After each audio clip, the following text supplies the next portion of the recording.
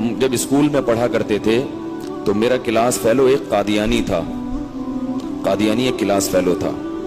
اس نے مجھے بتایا کہ ہم جو ہیں، ہماری جو ختم قرآن جب ہوتا ہے نا تراویح میں، تو وہ ہم لوگ 2-3 گھنٹے رو رو کے دعائیں مانگی جاتی ہیں. اس نے مجھے بتایا کہ ہمارے ہاں ختم قرآن میں دعا 2-3 گھنٹے رو رو کے مانگی جاتی ہیں. میں نے کہا بخشش پھر بھی نہیں ہوگی تم لوگوں کی. میں نے کہا 2 گھنٹے کے بجائے 4 گھنٹے رو لو، بخشش نہیں ہوگی. کہہ رہے کیوں نہیں ہوگی؟ میں نے کہا اس لیے کہ محمد صلی اللہ علیہ وسلم کی نبوت پہ ڈاکہ مارا ہے. کیا کیا ہے؟ نبی. اللہ کہے گا اتنا میرے غم میں رو رہا ہے تو ایک جھوٹے نبی کو نبی کیوں مان لیا؟ ایک جھوٹے نبی کو نبی کیوں مان لیا؟ کہہ رہے کہاں ہیں جھوٹے وہ؟ ٹھیک ہے، اس کے لیے بیٹھ جاتے ہیں، ہم بیٹھنے کے لیے تیار نہیں ہوتے. اسی تو مرزا غلام احمد قادیانی کی نبوت کے جھوٹا ہونا تو اتنا واضح ہو گیا ہے کہ اب تو علماء اس پہ بات ہی نہیں کرتے کہ وہ نبی تھا یا نہیں. اب تو کہتے ہیں وہ شریف انسان تھا یا نہیں تھا. بات اس پہ ہوتی ہے قادیانیوں سے کہ وہ شریف انسان تھا یا نہیں تھا. اور اللہ نے اس کو ایسا رسوا کیا، ایسا ذلیل کیا کہ اس کی اپنی کتابوں میں اس سے ایسی ایسی چیزیں لکھوا دی ہیں کہ قادیانی اس کی کتابیں تبدیل کرتے کرتے تھک گئے ہیں. بولے ہم اپنے پیغمبر کی کس کس مسٹیک کو صحیح کریں، کتنے چھاپے ہیں.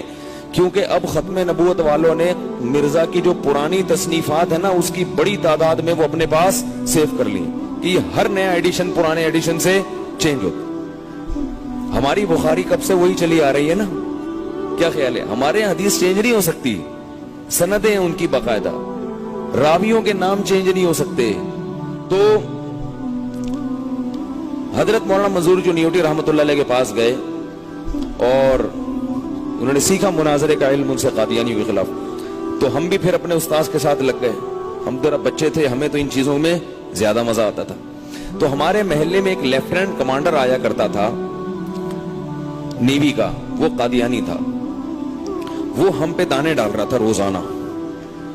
ہماری عمر ہوگی 19-20 سال یا 21 سال بمشکل. وہ روزانہ دانے ڈالتا ہے، او مرزا نے یہ لکھا، مرزا نبی کا ایسا عاشق تھا، مرزا غلام احمد تو یوں تھا، مرزا تو.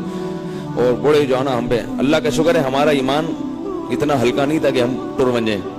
ہمارے حضرت فرمایا کرتے تھے کہ بچپن میں ہمیں ایک کتاب پڑھائی جاتی تھی، اس کا نام تھا پکی روٹی. کتاب کا نام کیا تھا؟ پکی روٹی. پنجابی میں تھی وہ. اس میں لکھا ہوا تھا کہ جے کوئی پوچھے، سوال تھا اس میں، بچوں کو پڑھائی جاتی تھی. میں سوال تھا جے کوئی پوچھے تو آڈا ایمان کھلوتا ہے کہ بیٹھا. بیٹھے کو پنجابی میں کیا کہتے ہیں؟ بیٹھے کو بیٹھے کہتے ہیں. تو آڈا ایمان کھلوتا ہے کہ بیٹھا. تو جواب کیا ہے؟ بیٹھا. اس لیے کہ کہیں ٹر نہ بن جائے. اگر کھلوتا ہوا تو کہیں ٹر نہ بن جائے. تو ایمان کیسا ہونا چاہیے؟ بیٹھا ہوا ہونا چاہیے. کیونکہ بیٹھے ہوئے آدمی کو چلانا مشکل ہے، پہلے اٹھاؤ گے پھر، اور چلے ہوئے آدمی کو دھکا دو گے چل جائے گا. تو حضرت فرماتے تھے کہ بچپن میں ہمیں کتاب پڑھائی جاتی تھی، اس میں لکھا ہوا تھا توڑا ایمان کھلوتا ہے کہ بیٹھا. جے کوئی پوچھے.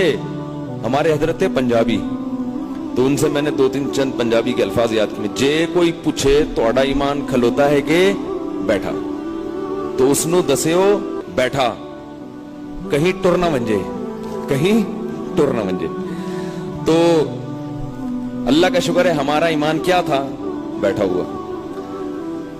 لیکن ہم نے کہا چلو اس سے مناظرہ کرواتے ہیں. تو ہم نے کیا کیا کہ اپنے استاذ کو بلوا لیا. ہم نے کہا حضرت آپ کی تیاری ہے؟ انہوں نے کہا چلو بھائی. اچھا، اس کو ہمارے استاذ نے کہا کہ اس کو نہیں بتانا کہ میں، وہ تو مفتی تھے ہمارے استاذ، یہ نہیں بتانا کہ مفتی بھی آ رہے ہیں میرے ساتھ، ورنہ یہ کرے گا ہی نہیں. ہم نے کہا ہم آ رہے ہیں اور ہمارے ساتھ ایک اور بھی ہوں گے، وہاں لے آؤ. ہم نے کہا ہم آپ کے گھر آئیں گے. ٹھیک ہے جی. اب لیفٹیننٹ کمانڈر کے گھر ہم چلے گئے. بڑا بنگلہ اس کا خوبصورت. ہم اس کے میں گئے. اچھا، کیا ہوا ہے کہ ہمارے استاذ نے پورا مناظرہ سیکھا تھا قادیانیوں کے بارے میں. اور ایک ایک چیز کہ مولانا منظور چنیوٹی صاحب نے یہ بھی بتایا تھا کہ یہ لوگ سب سے پہلے کیا کرتے ہیں، آپ مناظرے سے پہلے جن کتابوں کے آپ نے حوالے دینے ہیں وہ اپنے سامنے ان کی لائبریری سے نکلوا کے رکھ لینا. ان کی لائبریری سے وہ کتابیں, ان کی لائبریری تو ہوتی ہے ان کے گھر میں, وہ کتابیں پہلے لا کے اپنے سامنے رکھ لینا, ورنہ موقع پہ جب آپ نے حوالے پیش کیے نا, یہ کتاب پیش نہیں کرے گا, یہ کہے گا وہ تو مل نہیں رہی, وہ تو یہاں ہے نہیں, وہ تو ہے ہی نہیں, وہ تو چھپنا بند ہو گئی, وہ تو ہے ہی نہیں, اس طرح کی بات. اب وہ ایک ایک چیز ان کو سکھائی گئی تھی. اب اس کی تقریر, ہمارے استاذ بھی پٹھان تھے, ٹھیک ہے نا, تو وہ جب گئے ہیں تو وہ قادیانی سمجھ رہا, یہ دیہاتی اسٹائل تھا ہمارے استاذ کا, کندھے پہ رومال, اس نے کہا یہ, وہ سمجھ رہا تھا یہ بیچارے, حالانکہ وہ بڑے عالم تھے, لیکن وہ کندھے پہ رومال, ان کا اسٹائل ایسا, تو وہ سمجھا کہ ان کو کیا پتا ہوگا, تو اس نے ان کو سائڈ پہ بٹھا دیا اور ہم سے بحث شروع کر دی. وہ سائڈ پہ بیٹھے ہوئے اور ہم لوگ اس قادیانی کے سامنے, اور تقریر کہہ رہا ہے مرزا احساس تھے, اس نے نبی کی شان میں یہ نعت کہی ہے, اس کے اشعار پڑھ پڑھ کے سنا رہا ہے, وہ تو نبی کا عاشق تھا, اور یہ اور وہ. اب ہم اس سے سوال پوچھ رہے ہیں کہ ہم کہہ رہے ہیں کہ دیکھیں وہ تو نبی صلی اللہ علیہ وسلم تو آخری نبی ہیں, تو آپ صلی اللہ علیہ وسلم نے تو بتایا کہ حضرت عیسیٰ آئیں گے دنیا میں, مرزا کو تو نہیں بتایا. اس نے کہا حضرت عیسیٰ کا تو انتقال ہو گیا ہے, جسے غامدی کہتے ہیں نا حضرت عیسیٰ کا انتقال, تو حضرت عیسیٰ تو دنیا سے جا چکے. وہ جس عیسیٰ کے نبی نے آنے کی بات کی ہے اس سے غلام احمد مراد ہے. حضرت عیسیٰ کا کیا ہو گیا ہے, انتقال ہو. پھر ہمیں کہنے لگا کہ خود سوچو, کامن سینس کی بات ہے, حضرت عیسیٰ آسمان پہ رہتے کیسے ہوں گے؟ آسمان پہ تو نہ آکسیجن ہے, آسمان پہ تو نہ بارش ہوتی ہے, نہ پانی ہے, نہ کھانا ہے, قضائے حاجت کہاں کرتے ہوں گے, ان کو زوجہ کی ضرورت نہیں ہوتی. یہ کیسی کامن سینس کی ہے نا, تقریر مار رہے جناب ڈاکٹر صاحب کی طرح نا, اوور ایکٹنگ. تو بہت وہ ایسے لگا کے نا, اس نے, ہمارے استاد تو بیٹھے ہوئے تھے کہ یہ جو بات بولے, ہمارے استاد نے پہلے سے کتاب لگا کے رکھی تھی, اس میں سے حوالہ نکالا, اس میں مرزا نے لکھا ہوا تھا کہ حضرت موسیٰ علیہ السلام آسمان پہ زندہ ہیں. ٹھیک ہے نا, ایسی چھوڑی مرزا نے جو دنیا میں کسی نے ایسا کہا ہی نہیں, کیونکہ جھوٹا ہے نا, وہ تو چھوڑو ہے. اب قادیانی ایسی چیزیں تو چھپا کے رکھتے ہیں نا, ہمارے استاد نے نکال لی. انہوں نے کہا یہ مسئلہ, وہ اپنی تقریر کر رہا ہے, ہمارے استاد نے بڑی نا خوبصورت انداز سے اس سے کہا یہ لیفٹنٹ صاحب ایک بات سنیں گے؟ جی فرمائیے. مسئلہ حل ہو گیا. اس نے کہا کیوں بھائی؟